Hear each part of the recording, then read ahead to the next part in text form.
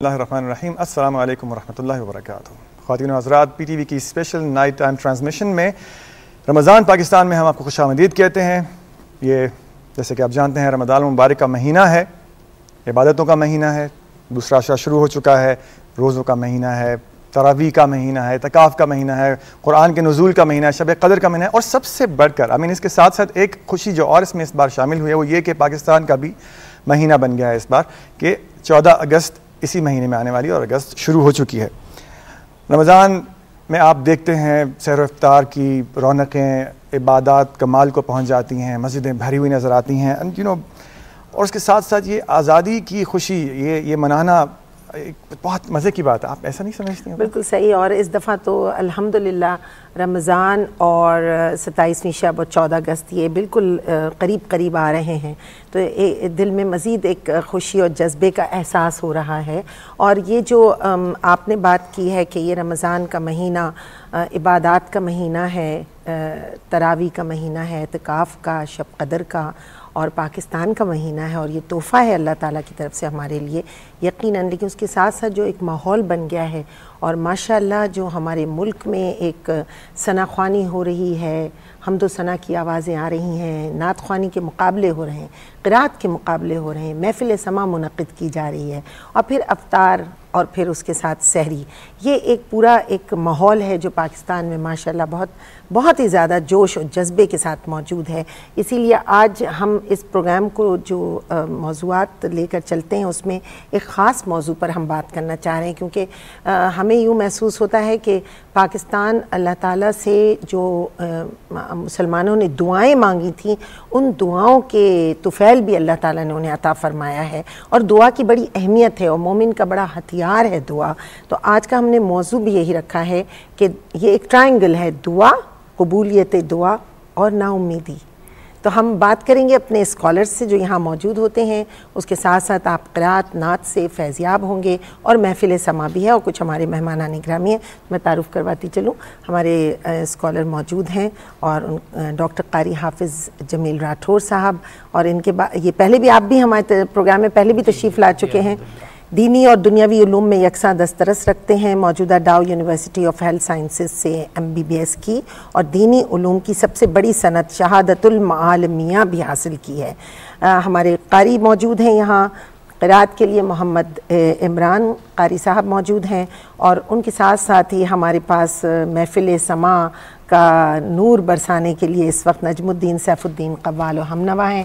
پھر ہمارے کچھ مہمانان گرامی یہاں موجود ہیں، ان میں ارشد صابری صاحب معروف شخصیت، اور ہماری MPA ہیر سوہو یہاں موجود ہیں۔ میں آپ کو بھی خوش آمدید کہتی ہوں کہ آپ لوگ تشریف لائے ہیں، اور میں خالص پروگرام کا آغاز قرات سے کرتے ہیں، اور قاری صاحب آپ قرات سے فیضیاب فرمائیں۔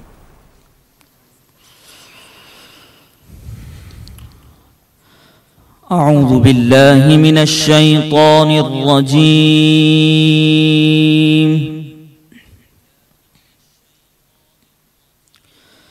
بسم اللہ الرحمن الرحیم،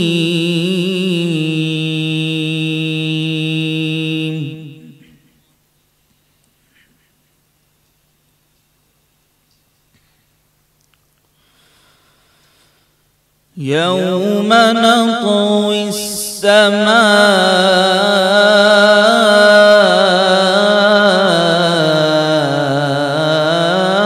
كطي السجل للكتب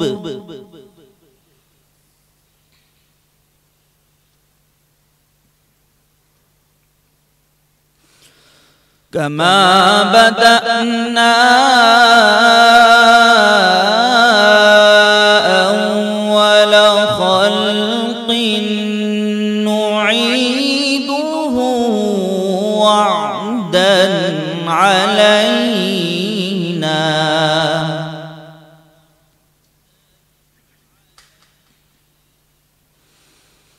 إنا كنا فاعلين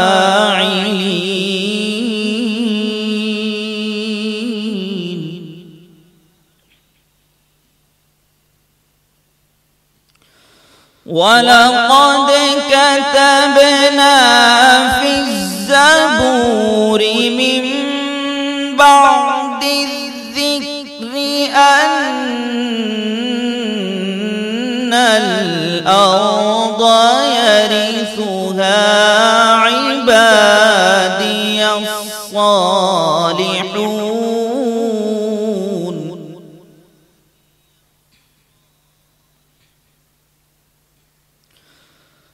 إن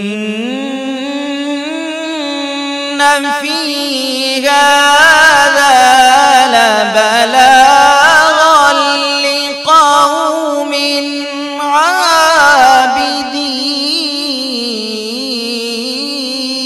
عابدين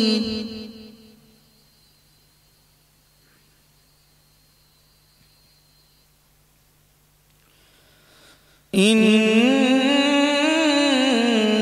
في هذا لبلاغا لقوم عابدين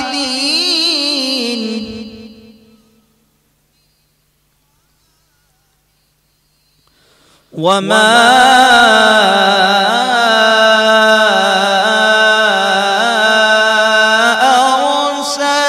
أرسلناك إلا رحمة للعالمين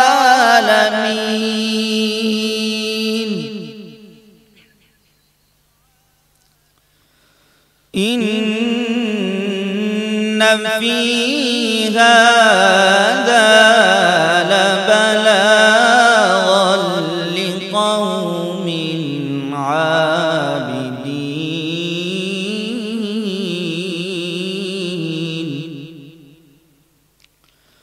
وما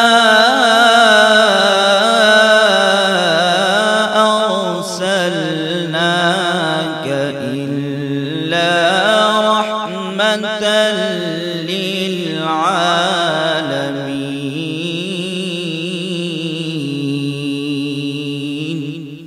صدق الله العظيم جزاک سبحان اللہ. ماشاء اللہ.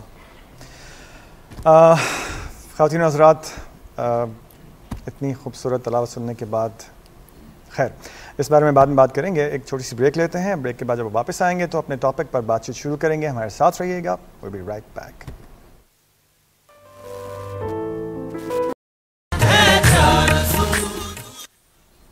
ویلکم بیک خواتین و حضرات. رمضان پاکستان میں ہم ایک بار پھر آپ کو خوش آمدید کرتے ہیں. اس پر نور محفل میں ہمارے کچھ مہمان گرامی کا اضافہ ہو چکا ہے جی، اور وہ مہمانان گرامی جو ہیں ان کا میں تعارف کرانا اپنے لیے بہت خوش بختی سمجھتی ہوں. ہمارے درمیان اس وقت مہتاب اکبر راشدی صاحبہ تشریف لائی ہیں. نہ ان کا نام نیا ہے لوگوں کے لیے، نہ ان کا کام نیا ہے. ماشاءاللہ پاکستان ٹیلی ویژن سے اپنے کریئر کا آغاز کیا اور زینہ بزینہ اپنے میرٹ پر انہوں نے وہاں اپنا مقام بنایا جہاں کم خواتین اپنا مقام بنا پاتی ہیں. تو مہتاب صاحبہ آپ کے آنے کا بہت بہت شکریہ. قاری جمیل راٹھور صاحب موجود ہیں اور ہمارے درمیان ہمارے نعت خواں بھی سبیر رحمانی صاحب بھی تشریف رکھتے ہیں اور آپ کی نعتوں سے بھی ہم فیضیاب ہوں گے.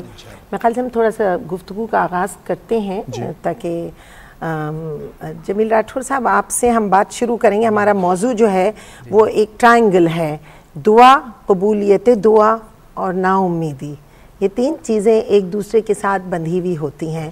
دعا اس صورت میں لوگ مانگتے ہیں جب وہ دنیا سے نا امید ہو جاتے ہیں، اللہ تعالیٰ کی طرف دیکھ رہے ہوتے ہیں اور پھر وہ اس نا امیدی میں ایک کرن ڈھونڈ رہے ہوتے ہیں.